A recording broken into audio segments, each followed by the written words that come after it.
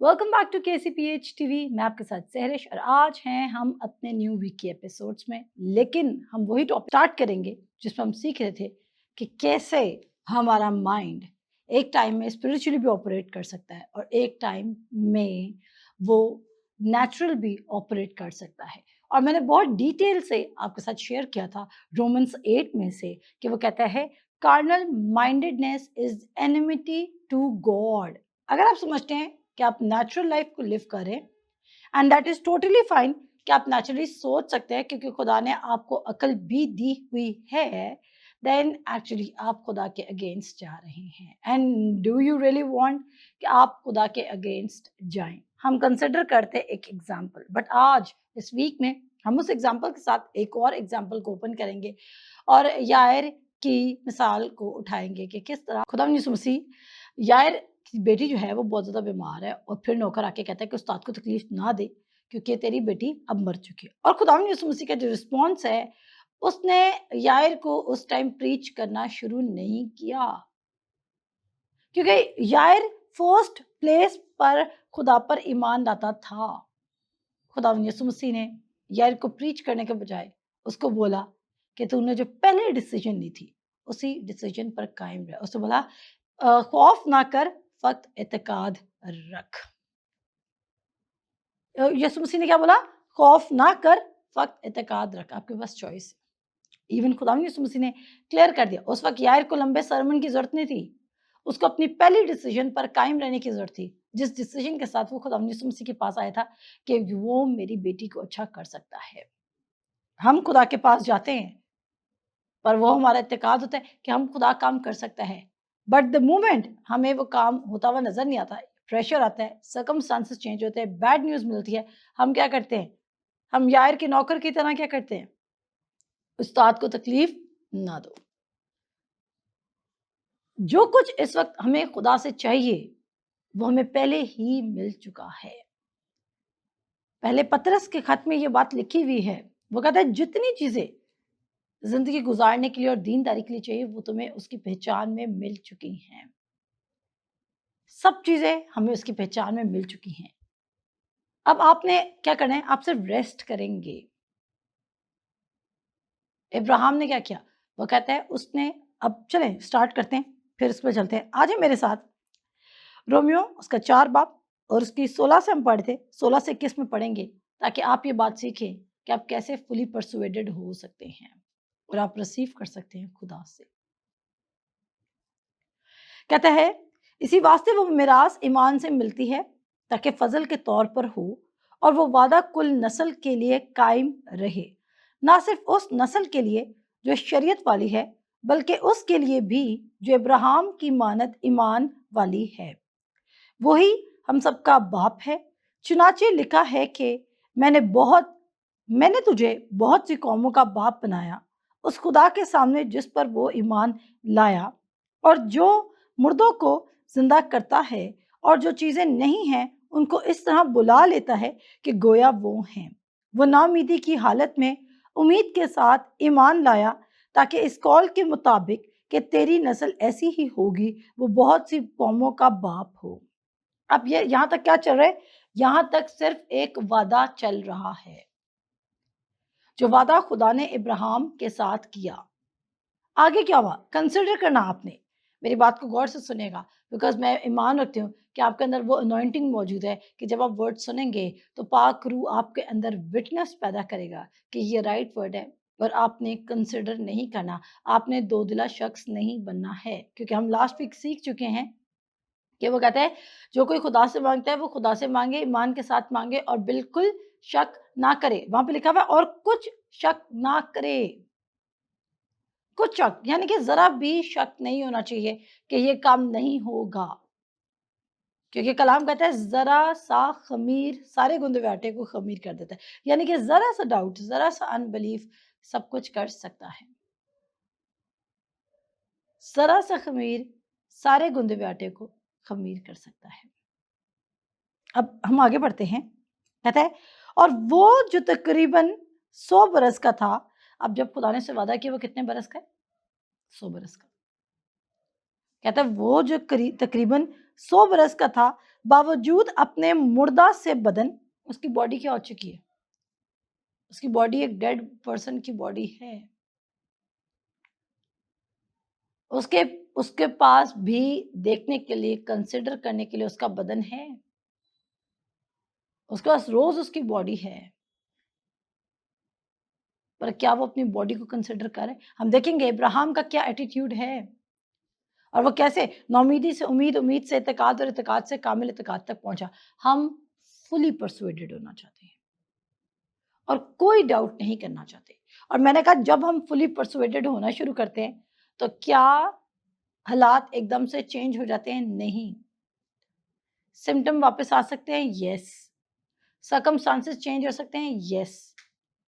जरूरी नहीं जिस मोमेंट आपने फेथ रखना शुरू किया उसी मोमेंट आपका माइंड चेंज हो गया और सब कुछ चेंज हो गया, and that's all.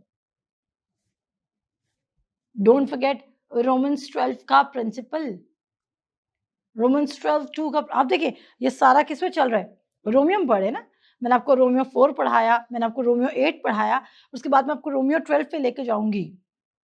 Romans 12, sorry, Romans 4, 8 and 12। और जब आप देखेंगे तो वो पहले अब्राहम की एग्जाम्पल देता है, उसके बाद वो कहता है हमने डबल माइंडेड नहीं होना है, उसके बाद वो कहता है कार्नली नहीं सोचना है, उसके बाद वो कहता है कि हमने अपने माइंड को रिन्यू करना है। आपका नेचुरल माइंड आपसे कभी जुदा नहीं होगा मेरे अजीजों। क्या आपको बात समझ आ रही है? गौर से सुनो ये पॉइंट। आपका नेचुरल माइंड आपसे कभी सेपरेट नहीं होता। आपके पास आप कितने बड़े लीडर बन जाए, आपको कितने मौजे करें, आप मुर्दे जिंदा करें, व्हाटएवर यू आर डूइंग, आपका नेचुरल माइंड हमेशा वहां पर मौजूद है। और तभी जो रिन्यूइंग ऑफ द माइंड का प्रोसेस है वो लाइफ टाइम है। कोई ऐसा नहीं कह सकता कि मैंने अपना माइंड इतना रिन्यू कर दिया है कि अब मैं इम्यून हो चुका हूं अनबिलीफ से। आपका नेचुरल माइंड आपके पास हमेशा रहेगा। ऐसा नहीं है कि आप कहेंगे अब हमारे पास कभी नेचुरल माइंड आ ही नहीं सकता, हम तो बॉर्न अगेन है। अब ये भी सुनिएगा, आप हम जब पढ़ते हैं we have mind of Christ, तो फिर कहते हैं अगर we have mind of Christ, तभी तो लोग माइंड ऑफ क्राइस्ट को रियल नहीं समझते, बिकॉज वो ये डिफरेंस को अंडरस्टैंड नहीं कर रहे कि हमारे अंदर एक ही दफा में नेचुरल माइंड भी प्रेजेंट है और स्पिरिचुअल माइंड भी प्रेजेंट है और वो दोनों इनसेपरेटेबल है। तो हम उनको सेपरेट नहीं कर पा रहे। और कैसे सेपरेट हो सकते हैं, या हम ये कह सकते हैं कि एक दूसरे की सूरत कैसे ले सकता है, जब हम अपने आप को वर्ड के साथ कनेक्टेड रखेंगे। आप क्या करेंगे? आप अपने नेचुरल माइंड को एक्सेस देने के बजाय, उसको कंसिडर करने के बजाय, आप अपने स्पिरिचुअल माइंड के थ्रू चलना शुरू करेंगे। और स्पिरिचुअल माइंडेडनेस कहाँ से आएगी? वर्ड ऑफ गॉड से। रोमन्स 8 आपके लिए फाइनल होना चाहिए। 8:7 कहता है जिस्मानी नियत खुदा के साथ दुश्मनी है। एनी थॉट जो आउट ऑफ फ्लैश आ रही है, एनी थॉट जो नेचुरल से आ रही है, वो खुदा से क्या है? वो खुदा के अगेंस्ट जाना है। आप अगर किसी भी चीज को आप कहेंगे ओ माय गॉड, इससे तो हम जमीन पर जिंदगी नहीं गुजार सकते, आप गुजार सकते हैं बाय बीइंग स्पिरिचुअली माइंडेड। तभी आपको कहता है हम दर्जा बदर्जा अपनी सूरत बदलते हैं। It's not one time process. और उसके बाद वो कहता है, सुनिए गौर से, कहता है और वो जो तकरीबन 100 बरस का था, बावजूद अपने मुर्दा से बदन और सारा की रहम की मुर्दगी पर लिहाज करने के ईमान में ज़हीफ ना हुआ। ईमान में क्या ना हुआ? ज़हीफ ना हुआ। बट इंग्लिश बाइबल हमें इसके लिए एक डिफरेंट टर्म दे रही है जिसको हम पढ़ेंगे। और वह कहता है यहाँ पर वर्स नंबर 19 में हम देखेंगे, कहता है and being not weak in faith. आप कैसे फेथ में वीक हो सकते हैं? आप फेथ में वीक कैसे हो सकते हैं? मैं फिर पढ़ूंगी, and being not weak in faith he considered not his own body. उसने कहा वो फेथ में वीक नहीं हुआ क्योंकि उसने अपनी बॉडी कंसिडर नहीं की। आपका फेथ कब वीक होता है? जब आप वर्ड के अलावा, खुदा के वादे के अलावा किसी और चीज को कंसिडर कर रहे हैं। गौर कीजिएगा, अगर आप मेरी बात गौर से सुन रहे हैं, you can pause the video, आप पीछे जाएं, दोबारा सुने। मैंने कहा रोमन्स 4:19 में कहता है and being not weak in faith he considered not his own body now dead when he was about 100 years old, neither yet the deadness of Sarah's womb. अब उसने दो काम नहीं किए, उसने कंसिडर नहीं किया। कलाम में कहीं नहीं लिखा कि चीजें चेंज हो गई थी तो उसने कंसिडर क्या करना था। कलाम में लिखा उसने कंसिडर नहीं किया, और ना कंसिडर करके उसका फेथ वीक नहीं हुआ। आप खुदा से कुछ भी रिसीव कर सकते हैं, अगर आप कंसिडर नहीं करें इम्पॉसिबिलिटी को, अगर आप कंसिडर नहीं करें अपने ख्यालात को बाकी तमाम चीजों से ऊपर नहीं रख रहे, अब क्या कंसिडर करें? आप अगर आप मेडिसिन कंसिडर कर रहे हैं, आप इलाज कंसिडर कर रहे हैं, आप हेल्प कंसिडर कर रहे हैं, आप क्या कंसिडर कर रहे हैं? बट ये खुदा का वे नहीं है। मैंने क्या बोला? आप खुदा से कैसे रिसीव कर सकते हैं? जब आप डिसाइड करें कि आप सिंगल माइंडेड रहेंगे। आप कब खुदा से रिसीव कर सकते हैं? जब आप डिसाइड करें कि आप सिंगल माइंडेड रहेंगे। और मैंने कहा हम खुदा की नेचर पे बने हैं, और अगर खुदा सिंगल माइंडेड है तो हम सिंगल माइंडेड रह सकते हैं। We can be single minded. कहता है दो वो शख्स है डबल माइंडेड, ऐसा शख्स ये ना समझे कि वो खुदा से कुछ रिसीव करेगा। हम अफोर्ड नहीं कर सकते डबल माइंडेडनेस।